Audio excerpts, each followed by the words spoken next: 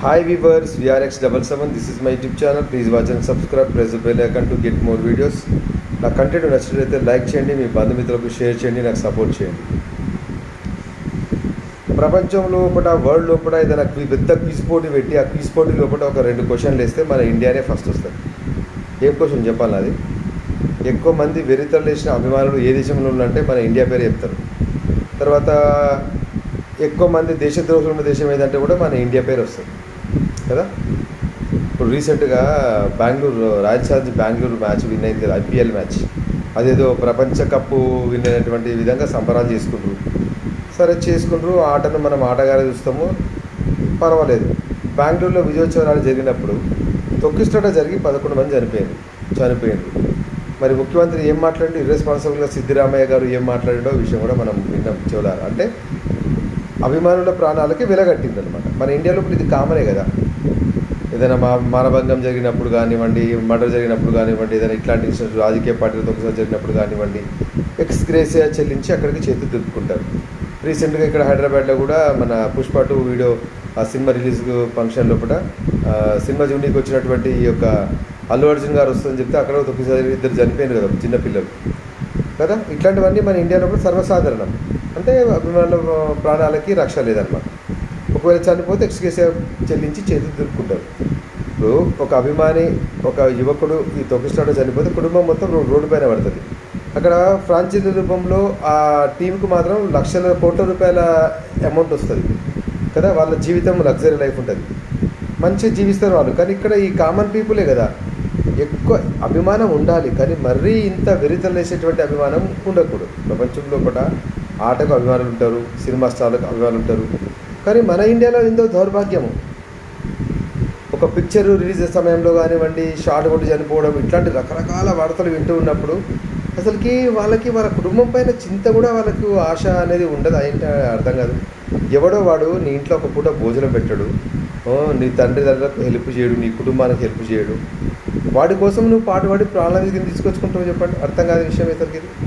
ఇది ఎంతవరకు సమంజసం? అసలు ఈ విషయం వింటుంటేనే బాధాకరంగా అనిపిస్తుంది. మళ్ళీ మన పనికిమాలిన రాజకీయ నాయకులు వాళ్ళ పైన స్టేట్మెంట్లు, మళ్ళీ సిద్ధిరామయ్య ఇచ్చే స్టేట్మెంట్ చూసి సిగ్గేసింది. అసలు ఒక ముఖ్యమంత్రి హోదాలో ఉండి ఎట్లా సిగ్గేసింది.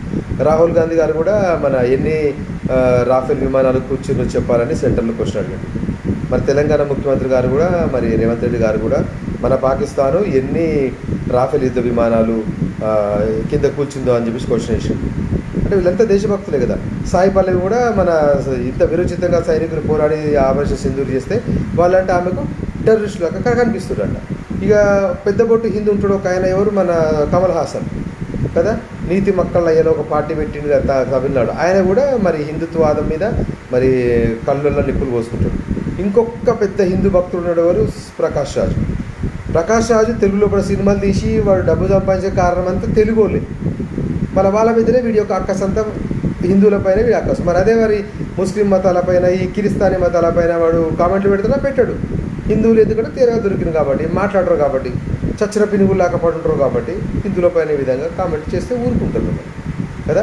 ఇట్లాంటి విషయాలు మొత్తము వార్తాపత్రికల్లో చూసినప్పుడు కానివ్వండి, ఇట్లాంటి విషయాలు ఇన్సిడెంట్స్ జరిగినప్పుడు కానివ్వండి, అసలు ఎందుకురా ఇట్లా తయారైనరు? ఏ దేశం? పాకిస్తాన్లో ఉన్నటువంటి పాకిస్తాన్ ప్రజలు మనకంటే గ్రేట్ అనిపిస్తుంది నిజంగా చెప్పాలంటే. ఎందుకంటే అక్కడ యుద్ధం జరిగింది, కానీ అక్కడ ఉన్నటువంటి టెర్రరిస్టులు కూడా వాళ్ళు సైనికులు, దేశభక్తులు పొగిడారు. కానీ ఎవరు కూడా వాళ్ళ దేశానికి యాంటీ, కంటే ఈవెన్ వాళ్ళ ఉన్నటువంటి యాక్టర్స్, స్పోర్ట్స్ పర్సన్స్, సెలబ్రిటీస్, వీళ్ళు ఎవ్వరు కూడా వాళ్ళ దేశానికి వ్యతిరేకంగా మాట్లాడరు. ఈ విషయంలో వాళ్ళకి 100% ఓటేయాలి. అది మన ఇండియాలో కూడా ఇంకా కొన్ని వీడియోలు చేసి వాళ్ళకి సమాచారం ఇచ్చి డబ్బులు తీసుకునే వాళ్ళ నుంచి మొదలుకొని సినిమా యాక్టర్ బాలీవుడ్ ఒక్క మాట మాట్లాడిన ఆపరేషన్ సింధూర్ గురించి.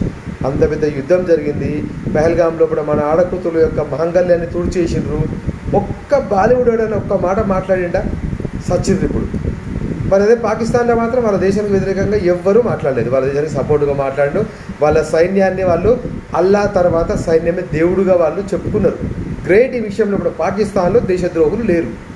మరి మన ఇండియాలో చూసుకుంటే వాడెవడో కేరళియన్స్ అంటే వాళ్ళు ఆఫ్రిది గాడు, పాకిస్తాన్ క్రికెటర్ ఆఫ్రిది గాడు మన సైనికుల పట్ల, మన పట్ల హీనలుగా వ్యంగ్యంగా మాట్లాడితే వాడిని పిలుచుకొని వీళ్ళు ఎంజాయ్ చేసిన పార్టీలో ఎంత దౌర్భాగ్య స్థితిలో ఉండరో అర్థం చేసుకోండి. దీన్ని బట్టి ఇట్లాంటి విషయాలన్నీ వింటుంటే ఎందుకురా ఈ దేశంలో పుట్టినవన్నీ అనిపిస్తుంది అసలు.